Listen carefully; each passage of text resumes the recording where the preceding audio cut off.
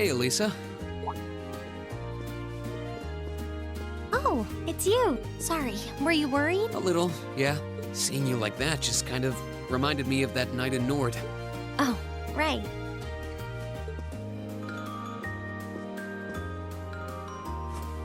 Oh, I'm so pathetic.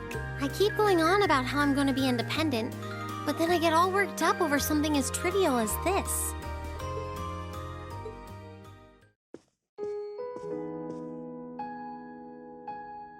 Seeing the city from above at night is really something, though. And to think, you got to take in a beautiful view like this every night growing up. Yeah, I guess so. It used to be my grandfather, my father, and my mother here. Then after my father died, Sharon joined us. But through the years, my family has always enjoyed seeing the lighted windows of Ruhr at night. Something that never changed, huh? I guess it is to you what Ymir's mountains are to me. Maybe every family has something like that. Still, first my grandfather left, and now Sharon and I aren't here most of the time either. Mother just stays here all on her own. Every time I think of that, I just feel like crying. It breaks my heart. I can't understand why she chooses to be so alone. I thought so. You're not just angry at her then. Well, she gets under my skin, that's nothing new. But if I was in her place, I don't know how I'd cope. I couldn't live like she does, losing herself in her work all alone with no friends or loved ones by her side. She wasn't like that before, back when my dad was still alive. She's always been a career woman, but back then she was kind, funny. She had this warmth, you know? But ever since Dad passed away, she hasn't been the same. Work became her life. She pushed Grandfather out as chairman, all for what? More work? I've never seen her indulge herself. Not even once. If she isn't dining with some business partner, she eats nutrition bars instead of meals. Sharon scolds her for it, but that's how she is. And that's why I'm scared. I don't want life to just pass her by. That's really sweet, Alisa. Where did that come from? You're always looking out for the people in your life. Even when they get on your nerves, you still care about them.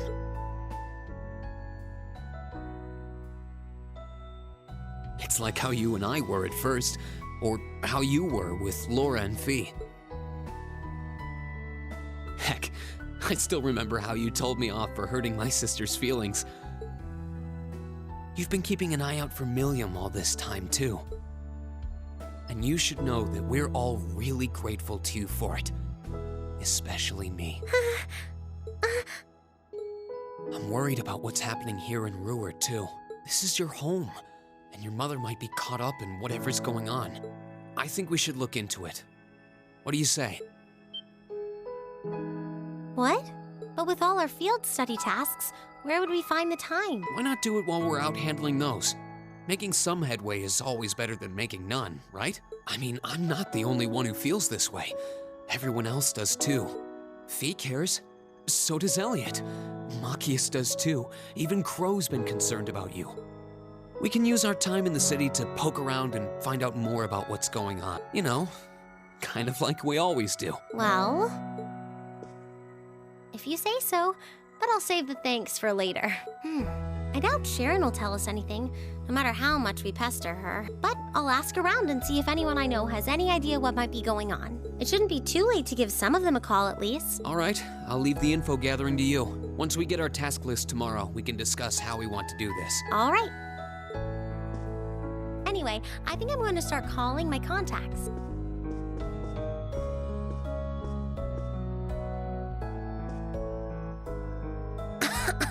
Oh, and one more thing. If I were you, I wouldn't go around stroking girls' heads like that. I mean, you don't just go whispering sweet nothings into any girl's ear, do you? This isn't so different, really. Huh? Oh, I guess you're right. Sorry, it's something I always did to my sister when she was feeling down. But now that you mention it, she did seem to resent it more as she got older. But when I stopped doing it, she called me insensitive and got all upset anyway. I think your sister and I would have a lot to talk about, but Anyway, I'll see you later. All right.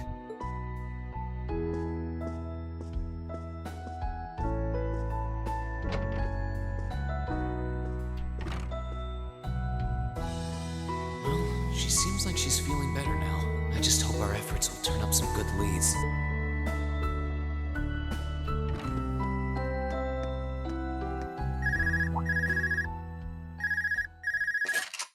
Huh? Call functionality works here? I guess it would, seeing as we're right in the headquarters of the company that built these. Maybe it's the instructor. Hello, Reen Schwarzer speaking. Oh, good, it went through. Glad I was able to get your number from Milliam. Is this Captain Claire? It is. I apologize for calling so late. Are you free right now? Yeah. What's up?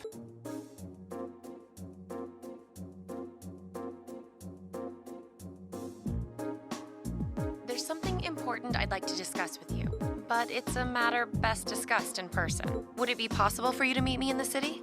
Sooner is preferable. Like, right now? Would this happen to be related to our field study? Technically speaking, yes. But with the provincial army on alert, traveling in a large group would draw too much suspicion. That's why I decided to contact you directly. You're the team leader. People keep saying that, but I never recall agreeing to it. But, sure, I guess. I'll head out right now. Where should I meet you? Go to the upper level. On the south side of the elevated walkway, you'll see a bar called F. It's a quiet, upscale establishment. The perfect place for a private discussion. A bar called F on the south side of the upper level. Got it.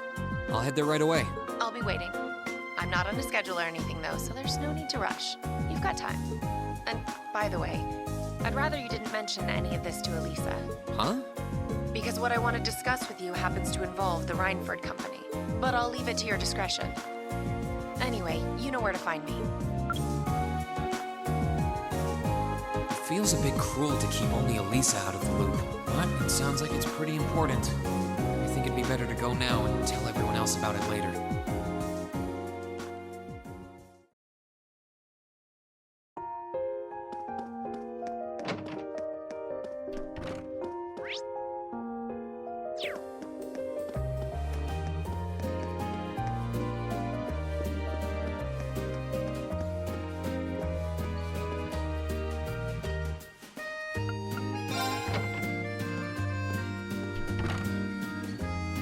Huh. I need to leave, but I don't want to leave the front door unlocked. But if I ask someone to lock up behind me, they'll want to know where I'm going. I guess I might have to tell Alisa where I'm going after all. Will you be stepping out? Sharon? I couldn't even tell she was there. There's no need to explain.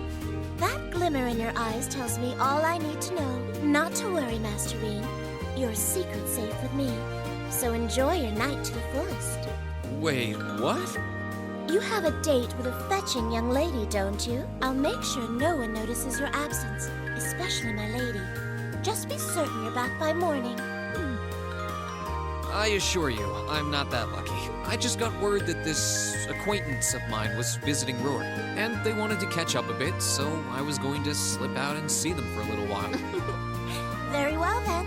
I'll lock up behind you. I'd also be glad to help you build an ironclad alibi. No one would think twice, even if you were to stay out all night. I appreciate the thought, but I don't think that'll be necessary. Anyway, I'll be back later. Of course. Take care.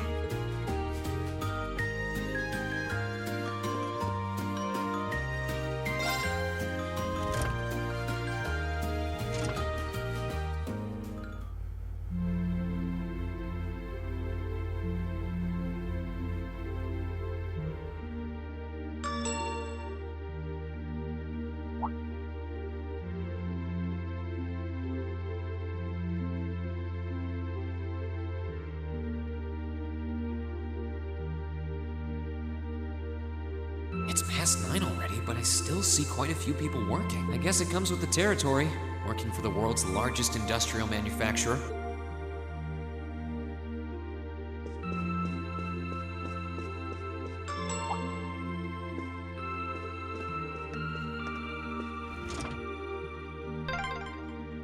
What was that?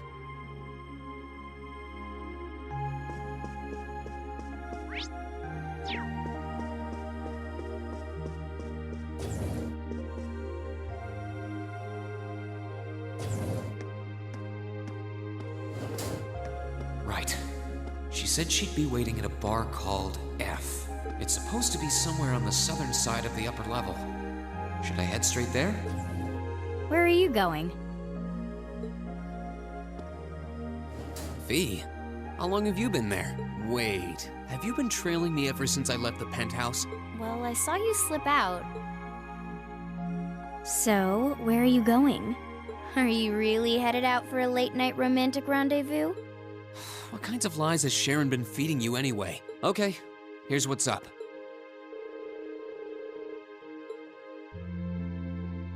That totally sounds like a rendezvous. Sorry, I shouldn't have interfered. Whoa, it's not like that. Well, you know everything I know about it now. Why don't you come too? You sure? No reason not to. It sounded like whatever info she's got has something to do with our field study. And honestly, I wasn't all that keen on having a one-on-one with a military officer to begin with. Gotcha. But first, I want to walk around a bit.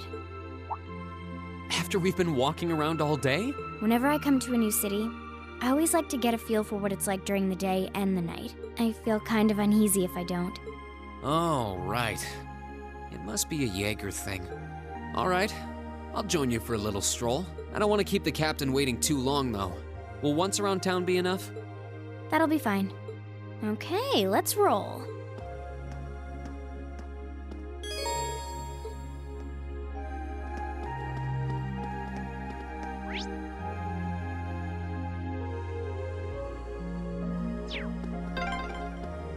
By the way, did you happen to run into Sharon on your way out?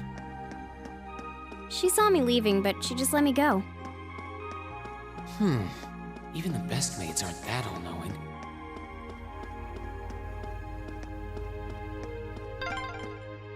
This is where Claire said to meet her, right? Yeah, this looks like the place.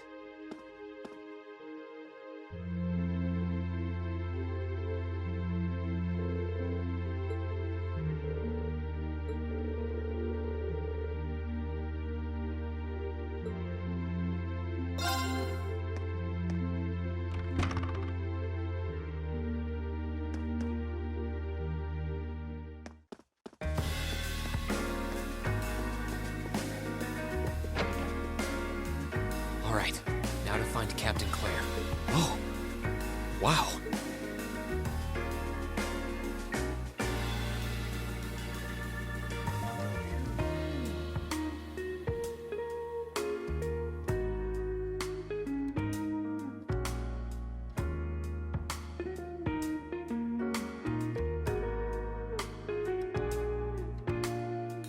I guess it makes sense that she wouldn't come here in uniform. The charms of an older woman, eh? I think I'll manage.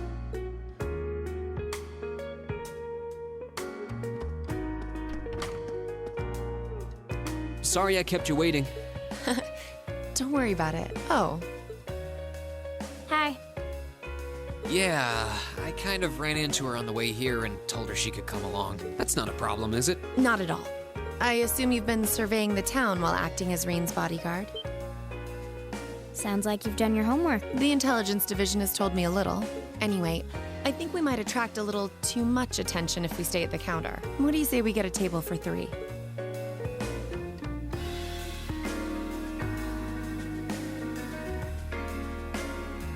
It's good to see you both. I think this may be the first time we've been able to have a proper conversation. You may be right.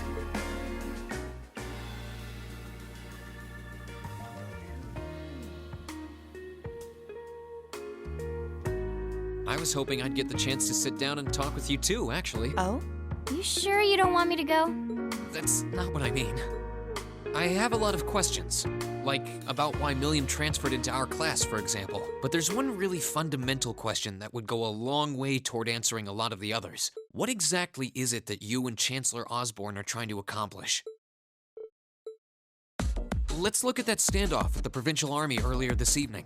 It's hard for me to feel much sympathy for them after they drove armored cars right into the middle of the city, but maintaining order in the provinces is generally accepted to be the duty of the provincial armies. Maybe it's just me, but it seemed an awful lot like you were just trying to provoke them by belittling their authority. It did look like your people were picking a fight. Viewed without the proper context, I can see how it might look like that. But right now, the factional conflict in the Empire is nearly at its breaking point. Crossbell is buzzing with talk of independence, and Calvert is still weathering its immigration disputes. In such volatile times, there's a very real need to create a far more expansive network to help maintain public order. The only organizations that are up to the challenge are the Railway Military Police and the Intelligence Division. That may be the case. Still, your boss is the one making those conflicts worse.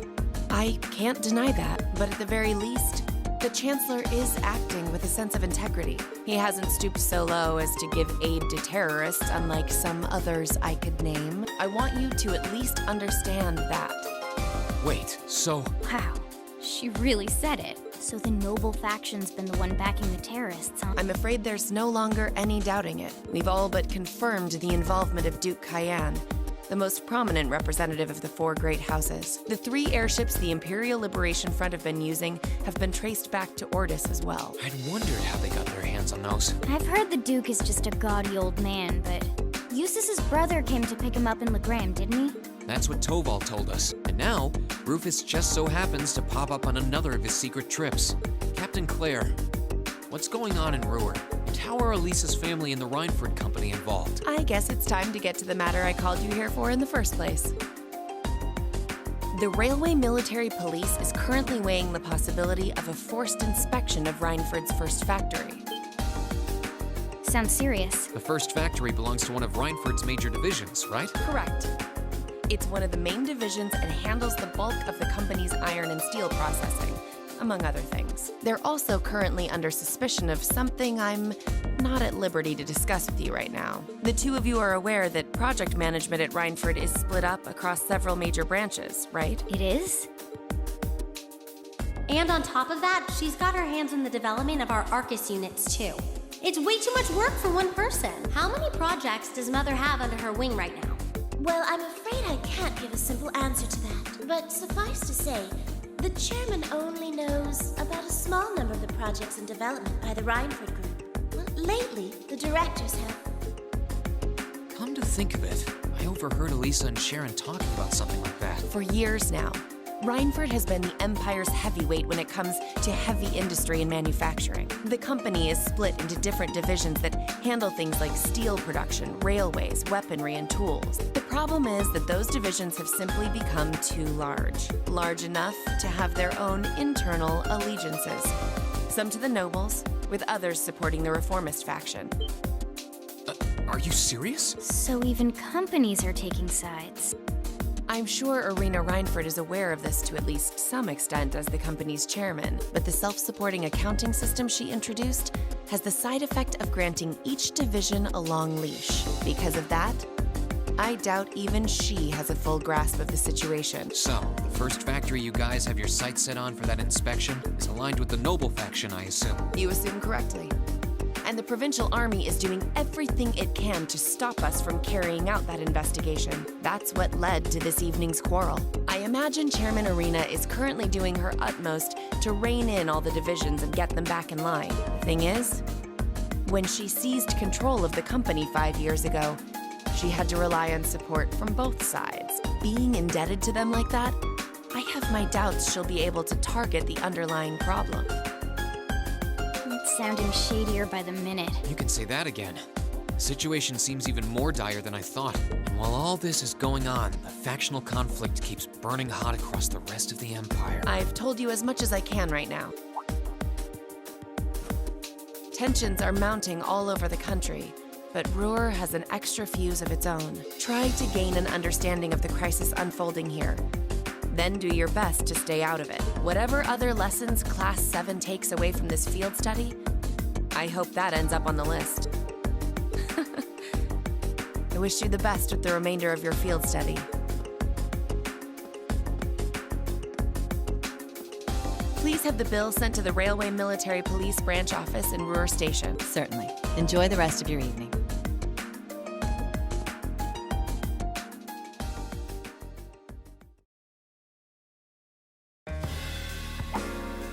Wait! The bill! Looks like she just picked up our tab. She gave us some good intel, too. For free, even. I can't just go running after her now. Looks like we owe her one. So, you like the mature type, huh? She's sorta like Sarah. Except responsible and composed. You can say that again. Oh.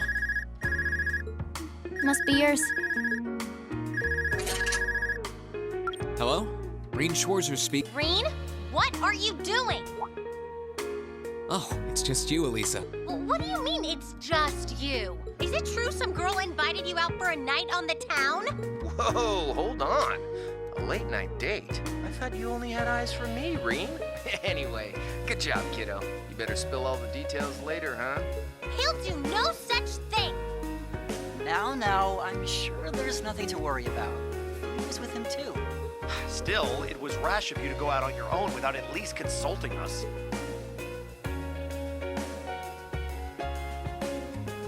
Ready to head back?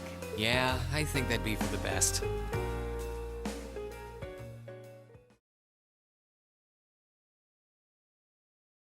Ooh, you're moving up in the world. I've got a little reward here for you. Keep up the good work.